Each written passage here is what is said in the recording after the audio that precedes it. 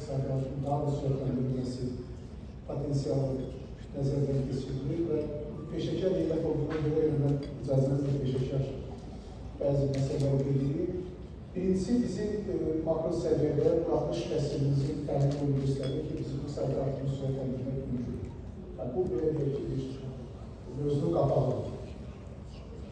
İkincisi, biz hesab edirik ki, iqtisadi artımı sürətləndirilməsi üçün birinci istiqamət investisiya istiqamətidir. Zaten investisiya ilə bağlı yaxın perspektifdir. Çünki bu bank çarəsi üçün çox maraqlıdır. Biz indi 27-30 ilin sosial iqtisadi inkişaf strategiyasını üzərində işləyirik. Bu strategiya təxminən bir 10 milyardın üzərində əsaslı vəsaitin qoyuluşunu özündə irtiba edir. Bunun yanı sıra böyük qayıdış proqramı çərçivəsində 27-30 illər ərzində Qırğızstandakı milyard manat vəsait qoyuluşu nəzərdə tutulur. Bir sıra layihələr var, kredit layihələr, xüsusən də ki, şəhər içərisində şəhər modern şirkəti ilə həyata keçiriləcək layihə. Bu layihənin 5 milyard manatlı Xəzər dənizinin duzsuzlaşdırılmasına bağlı layihənin 400 milyon manat üzərində su və nəqliyyat strategiyalarının həyata keçirilməsi üçün 2030-da təxminən hal-hazırda müzakirələrdə 5-10 milyard manatlıq məbləğdən söhbət edilir. Və mən digər proyektləri demək istəmirəm. Bütövlüklər gördüyünüz kimi çox böyük bir həcmdir və mən düşünürəm ki, bu çox vacibdir bizim bank sektoru üçün. Çünki belə deyək ki, kurlar əsas katalizator olaraq hansı istiqamətlərdə əsaslı vəsait oluşunu həyata keçiriləcək. Ümumi şəkildə demək istəyirəm ki, 2030 illərdə təxminən dövlət əsaslı vəsait oluşu 104 milyard manatın ətrafında oluşur.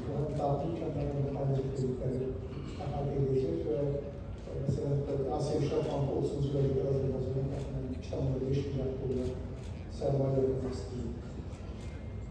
Bunun bank sektoru üçün çox ciddi siqnal olduğunu nəzərə alaraq icazə verilmən bir bank sektorundan bağlı konkret göstərəcəkdir. Əvvəla onu dedik ki, biz daha sürətli iqtisadi artım üçün biz hesab edirik ki, indiki investisiya qoyuluşundan da daha çox investisiya qoyuluşu olmaq. Çünki bizim əsaslı vəsait qoyuluşunun qeyri-neft sektoruna nisbəti təxminən bir 19-20% civarındadır. Amma daha yüksək iqtisadi artım, yəni 4-5% iqtisadi artım üçün bizə lazımdır ki, bu vəsaiti biz təxminən 25-30% həddən çatdırır. Çin modeli, Koreya modeli də bunu göstərir. Bank sektoru təkcə bu siqnallar verir, həm də ki, özü deməli, yığımın investisiya çevrilməsində rol verir. Hal-hazırda bank sektorunun, Azərbaycan bank sektorunun kredit qoyuluşunun özəl sektorun yaratdığı daxil nasyonal nisbəti təxminən 25% ətrafında. Nələrlərin belə görür ki, varlı şəkildə görür ki, daha artımız. İlərdə bizə göstərici bu 100% üzərində. Bizim yerləşdiyimiz bölgə üçün 70-80%. Bu deməkdir ki, bank kreditlərinin iqtisadiyyatda rolunun artırılması potensiyalı Azərbaycanda çox böyükdür. Bu bir. Amma necə arta bilərik biz bunu? Mənə elə gəlir ki, o bugünkü konferansın əsas mövzularından da qeyd olunmalı. Yəni, bunun bir tərəfi texnoloji və institusional məsələlər. Hətta biz klassik bankdan birgə rəqəmsal bank və yatırımcı investisiya bankı modellərini nəzərdə keçirməliyik və çünki Azərbaycan daha çox belə deyək ki, bank mərkəzli inkişafın belə deyək ki, nümunəsini göstərir. İkinci ayrı məsələ ki, qiymətli kağızlar məsələdir ki, burada bank əmsal bizdə dünya göstərisindən aşağıdır.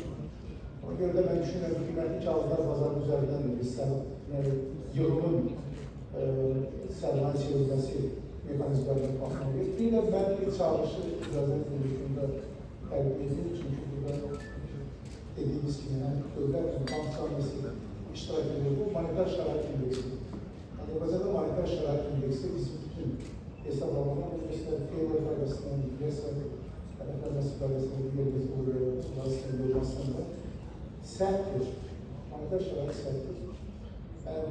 Kreditlərin faizi və iqtisadiyyatın veritabl göstəricidir. yaratılması istikametinde çalışmalar var, itiraf etmek lazımdır. Ve ben düşünüyorum ki biz bu istikamette de çalışmalıyız. Eğer biz bank sektöründen ve reel sektöründe ıslahatları uzlaştırabilsek, ben inanıyorum ki bu mümkün olacak. Xüsusən də institusyonal islahatları, teknoloji islahatları uyğunlaştırabilsək, orada biz pulun qiymətinə bağlı tarazıda yarış ata biləcək. Əgər öyle deyək ki, real sektör, pulun baxar, bank sektöründəki hususlar. Ben bilirəm ki, bank sektörü özünün də kilo məsələdə, digər məsələdə bağlı hal-hazırda müzakirə olan məsələlərdir. Amma bütövlükdə mən bu çalışmaları bu şəkildə müəyyənləşdirdim ki, daha doğrusu təklif edirəm ki, inanıram ki, bu paneldən sonraki sesiyalarda məsələləri müzakirə olacaq. Bir daha teşekkür ediyorum. Biz teşekkür ederiz.